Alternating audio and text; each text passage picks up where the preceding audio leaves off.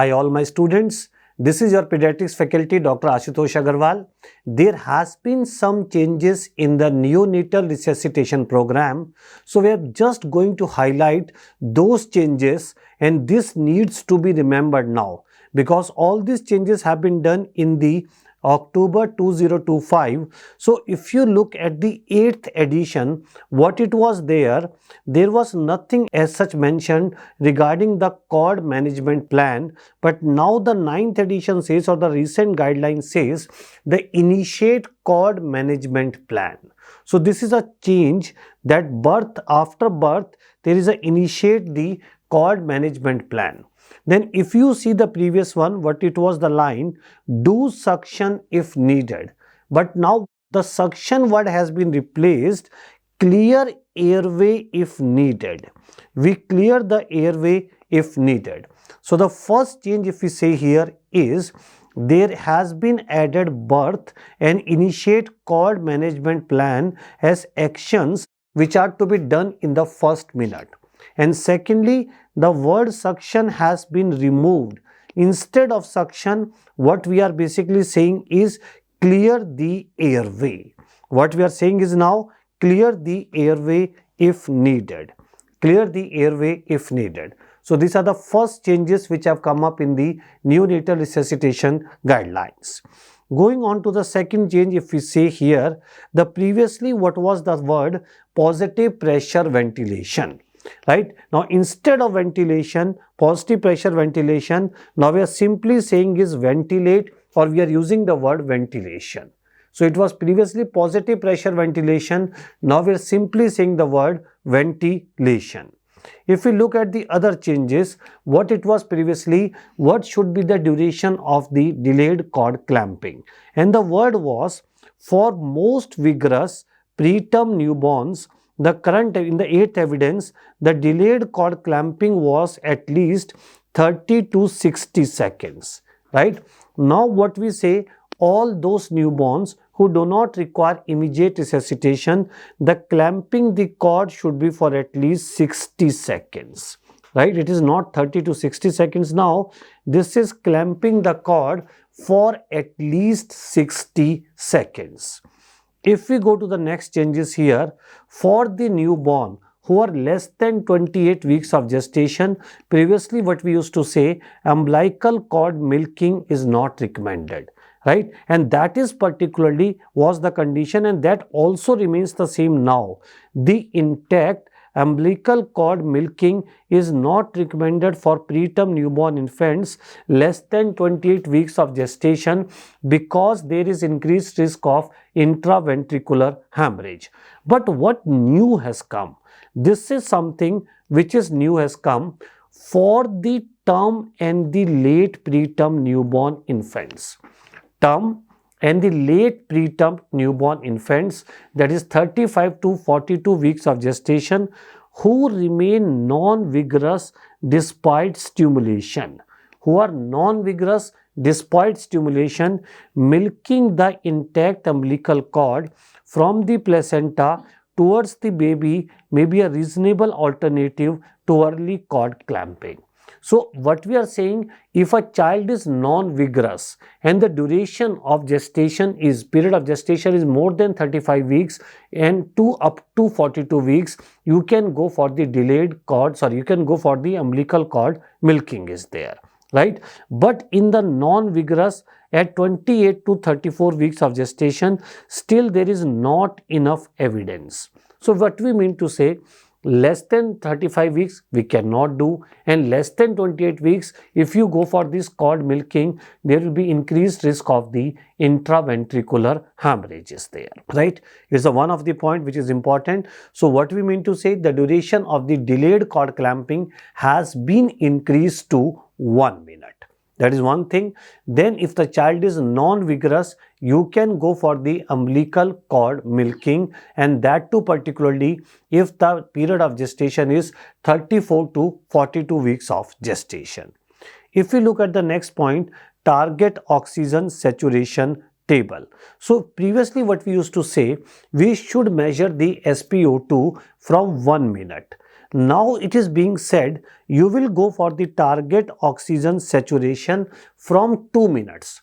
Values remain the same, right? At 2 minutes previously also 65 to 70, now it is also 65 to 70, but SpO2 monitoring now is required from the second minute. You just add 1 minute here, you just add 5%, 1 minute, 5%, 1 minute, 5%, and this remains the same up to particularly 5 minutes. So what we mean to say, this is the change. Now SpO2 monitoring has to be done from where? It has to be done from second minute, right? Next, regarding the oxygen concentration when we are giving the ventilation. When we are giving the ventilation, previously what was the criteria? More than 35 weeks, you start with room air. Less than 35 weeks, you start with 21 to 30% oxygen. Now again there has been a change in this. What we say, more than or equal to 35 weeks, it remains the same, 21%. But if it is 32 to 34 weeks, now this is 21 to 30%. And less than 32 weeks, it becomes more than or equal to 30%. This becomes more than or equal to the 30%. This is something a new addition, that less than 32 weeks, the initial oxygen concentration is more than or equal to 30% is there, right? The next change which has come up, that is particularly regarding the ventilation rate. Previously what we used to say, the ventilation rate should be 40 to 60 breaths per minute. Now we say the ventilation rate is 30 to 60 breaths per minute. Previously it was 40 to 60, now what we say, it is 30 to 60 breaths per minute.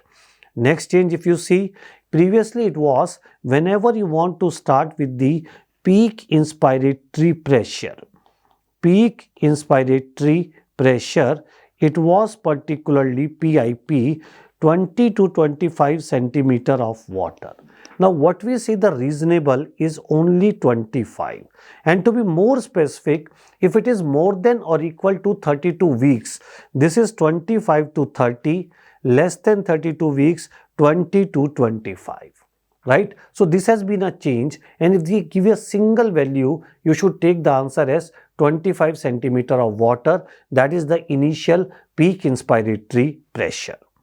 Then the next thing, you have started the ventilation, and previously what we used to say, if in the first 15 seconds the heart rate was not increasing, you should go for the ventilation corrective steps.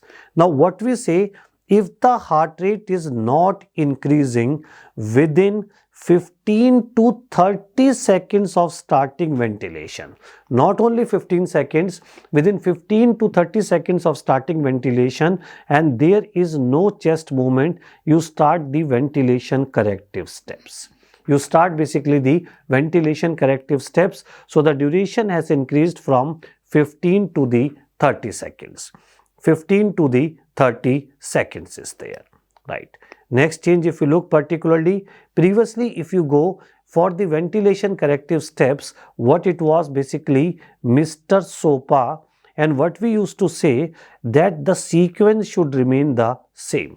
But now what is being said, the sequence can be changed according to the clinical situation. The sequence can be changed according to the clinical situation. So we can choose the steps that are most likely to be helpful. So it is not necessarily the sequence will remain the same. The sequence can be changed depending upon the condition of the child is there. The next change, what we mean to say, previously what we used to say, whenever we used to say positive pressure ventilation, that always meant was using the mask, using the face mask. But now what we say here, ventilation can be initiated with a face mask or a laryngeal mask. So ventilation, instead of PPV, now we say ventilation only, and you can initiate with a face mask or you can initiate with a laryngeal mask. You can initiate with the laryngeal mask is there.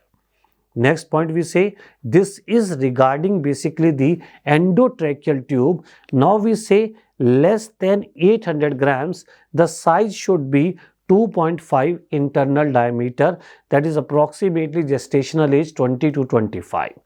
800 to 1200 grams, again 2.5, to more than 1200 grams to 2200 grams, 3, and more than 22,000 grams, it is 3. So if you just compare it from the 8th edition, you can say what changes has come regarding this. Then there has been a change in the depth of the endotracheal tube from where to measure.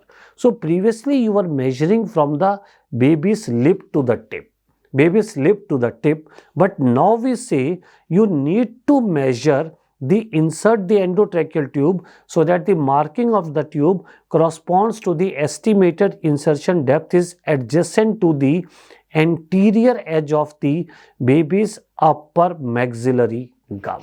So now it is upper maxillary gum to the tip. Upper maxillary gum to the tip, that is no longer lip to the tip. So that is the approximate depth of the endotracheal tube. The marking what you should measure, that you should measure from the upper maxillary gum. Upper maxillary gum is there, in the midline is there, right? So in the end, if I just basically compile the changes, birth has been given the importance. We should initiate the cord management plan. Remember, if it is a vigorous child, delayed cord clamping for 60 seconds, non-vigorous, which is particularly 35 to 42 weeks of gestation, umbilical cord milking, that is recommended, right? Instead of suction, what we say, clear airway if needed. We clear the airway if needed. Instead of positive pressure ventilation, we now say ventilate to be given, right? And ventilation corrective steps, you have given the ventilation for 15 to 30 seconds. 15 to 30 seconds, you measure the depth of the endotracheal tube from the upper maxillary gum to the tip, and the ventilation rate should be 30 to 60 breaths per minute, right? So I basically tried to compile all the recent changes in the neonatal resuscitation program. Thanks for watching.